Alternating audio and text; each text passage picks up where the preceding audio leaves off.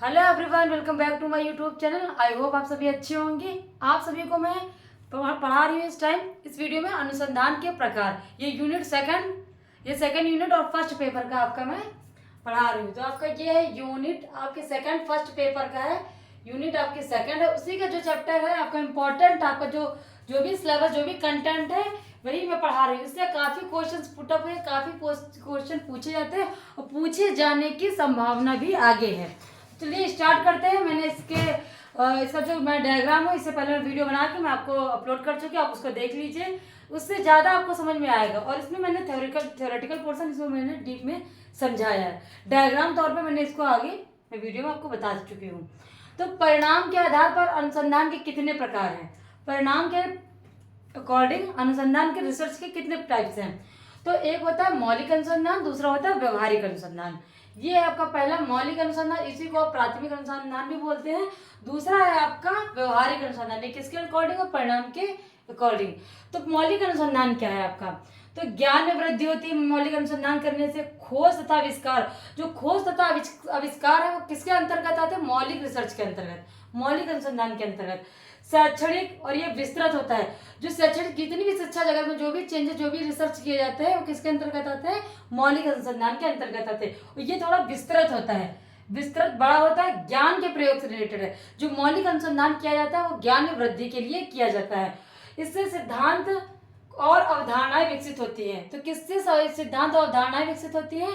तो मौलिक अनुसंधान से सिद्धांत और अवधारणाएं विकसित होती हैं। अगर व्यवहारिक अनुसंधान क्या है? तो व्यवहारिक समस्याओं के समाधान, जो व्यवहारिक हमारी समस्याएं होती हैं, जो दैनिक जीवन में हमारी जो हमसे रिलेटेड होती हैं, उनके निपटारा के लिए, उसके निदान के लिए आपको व्यवहारिक अनुसंधान किया जाता है। ये क्या है? तो वास्तविक स्थितियों में लागू होता है, जो रियल हमारी सिचुएशंस है उसमें ये अनुसंधान किया जाता है। कोई भी बनावटी, कोई भी काल्पनिक चीजों में अनुसंधान नहीं हो सकता।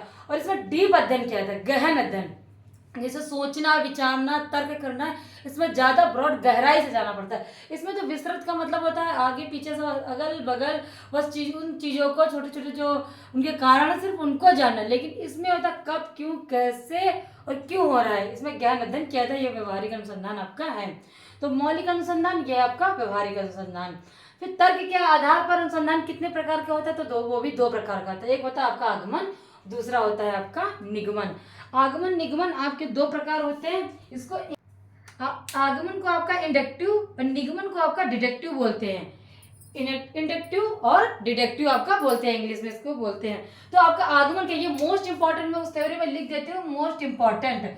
ये मोस्ट इंपॉर्टेंट आपका है नेट और जेआरएफ के लिए। इससे क्वेश्चन हमेशा पूछे गए, काफी बार पूछे थे। तो आगमन विधि क्या है और निगमन विधि क्या है? आगमन को हम बोलते हैं विशिष्ट से सामान्य की ओर। आगमन को देखिए, यही अंतर है और यही इनके अर्थ हैं। अलग अलग करके आप पढ़ेंगे तो ये इनका अर्थ होगा, और डिवाइड करके पढ़ेंगे तो आपको अंतर भी पता चल जाएगा। इस वजह से मैंने इस टाइप में आपको लिखा है। तो विशिष्ट से सामान्य की ओर जो भी नियम जाते हैं वो आगमन कहलाता है, और सामान्य से विशिष्ट की ओर जाता है वो क्या कहलाता है? निगमन। निगमन, ठीक है। निगमन का मतलब होता है नियम से उदाहरण की ओर। नी का मतलब होता है नियम से उदाहरण की ओर, और इसमें उदाहरण से नियम की ओर जाता है। आगमन जो विधि में उदाहरण से आपका नियम में पढ़ाया जाता है। ये कौन सी विधि? ये वैज्ञानिक विधि है। आगमन विधि को हम वैज्ञानिक विधि में इसमें यूज होता है। इसमें शिक्षण में समय ज्यादा लगता है, ठीक है। ये स्वयं करके सीखने पर आधारित है। जब आप स्वयं करके सीखेंगे तो शिक्षण में ज्यादा टाइम लगेगा, और बने बनाया नियम है तो आप उसके अकॉर्डिंग आप जल्दी से प्रॉब्लम या कोई भी चीज है उसका सोल्यूशन हम निकाल सकते हो।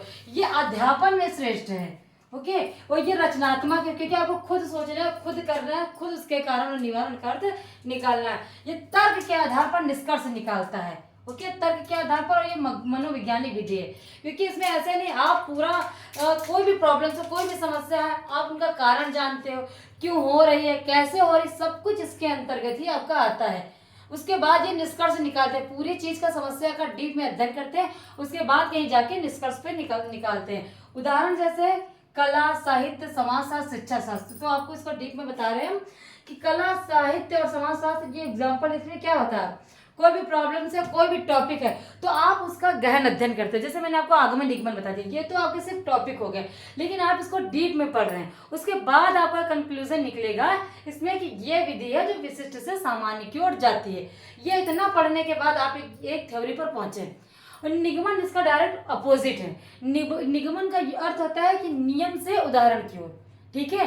इसमें होता है ये मैथमेटिक्स पे लागू होता है व्याकरण में। व्याकरण और मैथमेटिक्स में हम क्या कैसे कंक्लूजन निकालते हैं, हमारा एक सूत्र हमारा एक दिया होता है, ठीक है। चाहे व्याकरण में ले लीजिए, चाहे ग्रामर में ले लीजिए, चाहे मैथमेटिक्स में, हम एक सूत्र के अकॉर्डिंग पूरी प्रॉब्लम, ये पूरा जो क्वेश्चन होता है उसको हम सॉल्व कर लेते हैं, बाद में उसका एक कंक्लूजन या आंसर निकलता है। और ये आसान है, ये इजी है, क्योंकि हमारे पास सूत्र पहले से ही है, उसके बाद मैंने उस चीज़ को आसानी से सॉल्व कर लिया।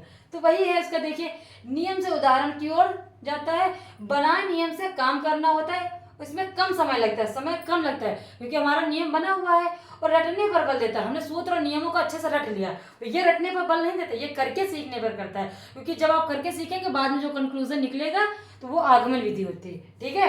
आई होप आपको अच्छे से समझ में आ रहा है, मैं इतना डीप में समझा रही हूँ कि आपको अदर वीडियो या अदर कहीं से पढ़ने की कोई जरूरत नहीं है, इससे एक भी पॉइंट आपका कहीं छूटेगा नहीं।